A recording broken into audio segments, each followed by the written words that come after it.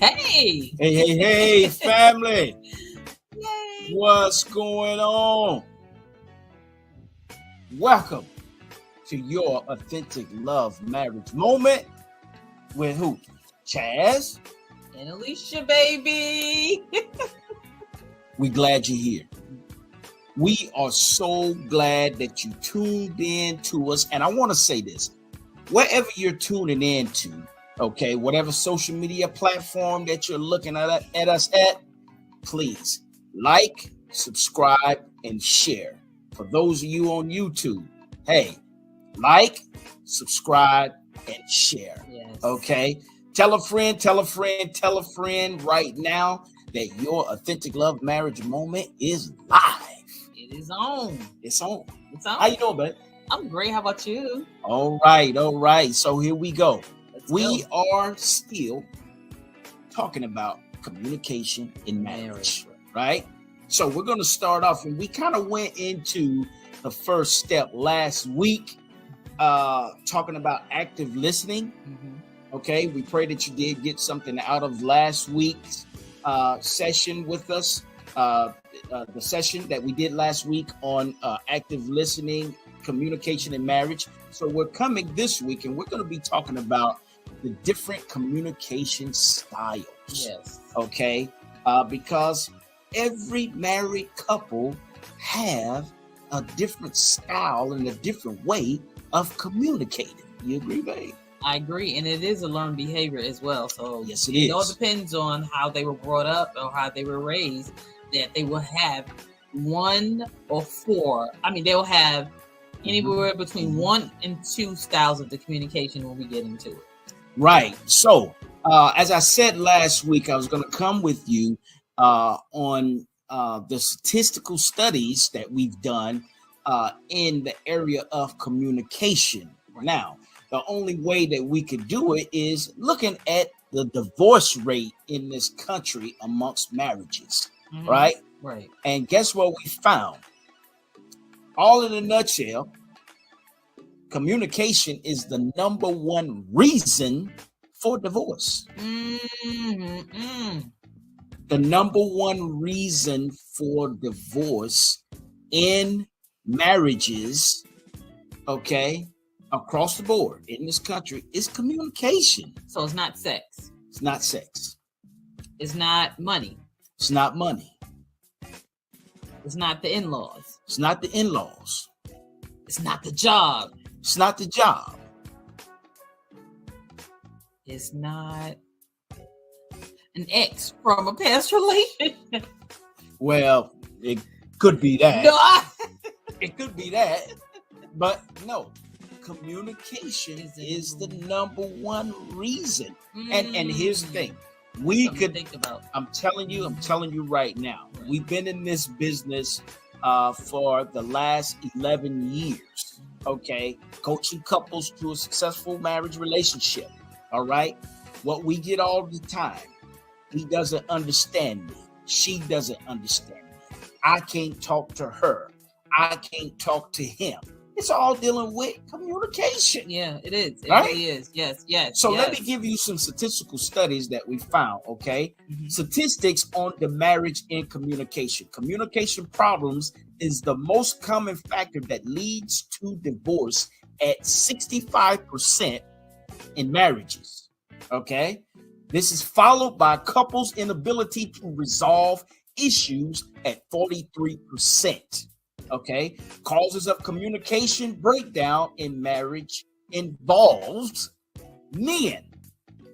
Blame, nagging, complaining was a complaint of 70% of men, followed by the lack of sufficient appreciation for their spouse at 65%. Lack of appreciation. That's what men are saying across the board. Saying we're nagging. Okay. Doesn't have anything to do with ethnicity and anything. That's men that's divorced in marriage relationships. Okay. Mm-hmm. Let's see what the women are saying. All right. About this communication breakdown. All right.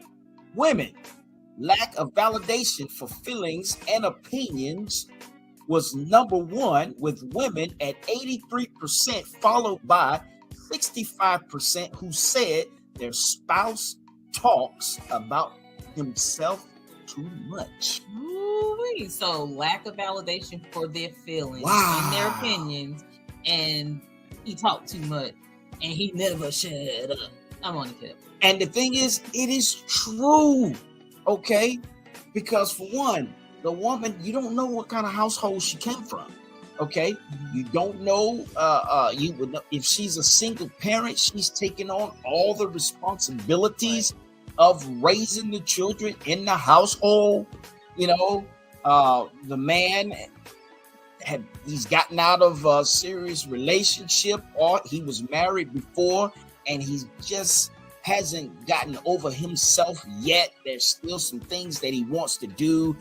He's not too particularly ready to settle down because all the provisions on his side is not in place yet. So he's still focusing on some of the things that he has to do. So we've seen it, we've witnessed it, and we know it is true. Right. So one of the things you said about maybe she, was a single mom and everything like that, getting married, and so early on at the beginning of the video of this recording, I did say that communication is a learned behavior, right? Yes. Which also would end up involving ACEs, which are called adverse childhood experiences, yes. Right? So adverse childhood experiences, or adverse childhood, ACB, adverse childhood behavior, which it can be, ACB. So with that, how about if she came up in a family where the mom was so first before we go to those adverse childhood behaviors, there's the 4 communication styles. So the first one is passive aggressive, and assertive, right? So within any of these 4 styles, she or he can fit into, right? So with that being said, so you get married, you guys are communicating, and you're like, no, you're dating. So, okay, hey, how are you doing? And then, she's outgoing, enjoying the relationship. Then you guys get to the altar. Once you get to the altar, you married for a couple of months. And, we get people who have been married 3 to 6 months that come because they have the communication problem. Exactly. So they come in and they'll say, yeah, feel like she changed or something like that. But there can be something that happened that triggered her to change, which is ACEs, which is the adverse childhood experience, or, adverse childhood behavior, which can cause her or him to have that change behavior in the style of communication. Exactly. And then if you don't correct it early, it spirals out. And one of the things that we also found out in the relationship with communication, those 4 things that Alicia gave, the last one, assertive, right? Okay, being very aggressive and having direct communication, clear, with no filters. Okay, right. Between 2 couples,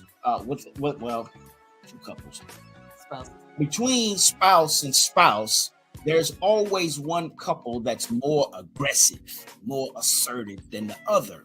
One of the spouses. Okay, one of the spouses always more assertive than the other. Right. Okay, a lot of times we have couples where the wife is more assertive than the husband.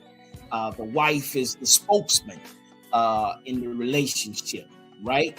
To where the wife is the one that's cracking the whip. All right. And we find some men, okay, that we coach that are cracking the whip. That's more assertive. Right. Okay. And what does this do? It creates a spirit of fear in the relationship with the one that's less assertive. Right. Okay. Because one, the atmosphere is not conducive to explaining what's on your heart. Right. So he or what she they becomes yeah, they conceal the fear. they conceal that fear. Okay, they conceal the fear, just keep it to themselves. But then here's the thing: when it really blows up on the inside, and you just gotta talk to somebody, you get it out by talking to somebody. Right. Right. And you end up confiding in someone else other than your spouse. You know why you end up confiding in someone else other than your spouse? Because you have built up resentment against them. You're like, I don't even want to talk to him anymore. So you call up your girlfriend, call up your mother, your brother, your sister. You might even talk to your cat. Your dog. Yeah. Right. Or you might end up talking to someone at work, which then entails how they. I don't know. Have you ever heard this? Entails then becomes your work husband or your work wife, because they know more about your marriage relationship than your spouse do. And the spouse comes around and he or she like, cutting eyes. But you know why he or she is cutting eyes? Because you have shared more. You have shared more with your work spouse or person or your girlfriend, or whoever, than even just going to talk to them, because you have built that resentment. And that resentment, that behavior, it comes in forms of resentment and the concealed fear, especially if that person is real assertive and you're passive or you're passive aggressive. Now let's talk about a passive aggressive person. A passive aggressive person, it'll leak out a little bit. So you'll be like, like, I'm cool, nothing's wrong. But then, then you'll strike at them. You strike it. But a person that's a passive aggressive. We're not talking about a person that's passive or a person that's aggressive, right? We're talking about a passive aggressive person. A passive aggressive person, their lines of communication is totally different from a passive person, an aggressive person, an assertive person. That passive aggressive person, you have to have a level of communication. You have to have a strong level of communication with a passive aggressive person. That's it. I'm shutting down. I rest my case in the gap. She is hot. I told y'all we're going deep. Okay, we're going deep in season 2, because couples need to know this information. There's nobody telling them about these different types of communication styles and what takes place during these moments of what we call intense moments of fellowship. Nobody's talking about it. You have to find it out on your own. Right. There is no manual to marriage. Right. Okay. What? There is a manual. Well, there is a. My bad. My bad. We wrote 101 of them. 101. Marriage Coaching 101 daily. Marriage Coaching 101 daily tools. My bad. Some of the things we talk about, really honestly, guys, in your Authentic Love Marriage Moment, which Authentic Love Marriage Moment was birthed out of the book called Marriage Coaching 101 Daily Tools. She had to set me straight, okay? We did produce a manual, okay? So you can go to readerhouse.com and purchase our book, Marriage Coaching 101 Daily Tools. Shameless plug. But here, getting back to our topic, right? Communication is pretty much learned from when you're children at home. Okay, the way your mom and your dad, grandparents, however they communicated it, all right, that's how you learn how to communicate. Okay, no one sets you down and say, okay, you have to create a safe atmosphere in order for your husband or your wife to share what's on their heart. Okay, no one tells you about, okay, take your emotions down and listen. No one tells you that safe space, right? Yeah, no one tells you that. Okay, what do we learn to do? We learn to listen and then respond on what we didn't like. And we respond in a manner of defending ourselves, in Yes. a manner of defending, grabbing leverage in the conversation, trying to win trying to win the battle of the conversation. So most couples, they talk at the same time where nobody's listening. Yeah, right. That's what we did in the beginning. Yes. Okay. And then while both of you guys are talking at the same time, trying to get the leverage, and no one's listening, you're going, and then you're screaming because you're trying to get the leverage. And do you think by you screaming that they're really hearing and they're already in their emotions? No. And this is what we talk about, and we developed the slogan: authenticate your marriage. What is authenticating your marriage? Okay, letting your guards down, getting rid of the fear, and exploring the real truth of your feelings in your marriage relationship in an authentic way. In an authentic way, right? Okay. Your guard is down, and you're free to speak, free to express yourself, free to love one another in the way that your spouse wants to be loved, he or she, and you're free. It's just a freedom. It's an authentic emotion, behavior. So it's just like, I'm literally like, if something's going on with Chaz and I have the freedom to express myself. I have the freedom to say, hey babe, you know what, I think I want to just go and go and have a massage or a manicure, pedicure, or I think I just want to just go and just let's go and walk in the park. I have a freedom when there's a need, and I have that freedom to share it without seeing like what they always say, like I'm needy. And the thing is, as far as the statistics, with the men, okay, nagging, right? Women are nagging. I had to learn not to put that label on my wife. Okay. For me, I developed a rule for myself. Not saying that you have to take this, but if you would like to adopt this idea, okay, feel free. But when it's something that's really on my wife's heart, okay, I developed the 3-strike rule for myself, right? If she's telling me something and it's up to 3 times, it's in my best interest to look at it, because why? It's on her heart. Okay. Not saying you have to adopt that, but for me, it has worked.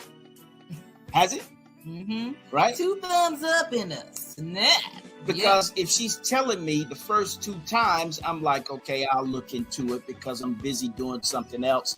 The second time, okay, I said I'll look into it, The third time, okay, you know what? It must be something very important. So let me check it out and give her a response. Right? Because, to be fully transparent, okay? I didn't do that back in, maybe 2015. I think it was 2015 to where I paid for it. Okay, I paid for it, and it was due to finances. Okay, and I'm just now, okay, since 2015 up to now, still reaping a little bit of those negative decisions that I've made by not listening to her. Wow. Okay. And now, by me implementing that rule for me to make sure I listen, it gives to you balance. What my spouse says. Okay. Now, hey, it's worked for me. Okay. It's worked for me because I'm paying attention to what's really on her heart. And we do that as men. Okay.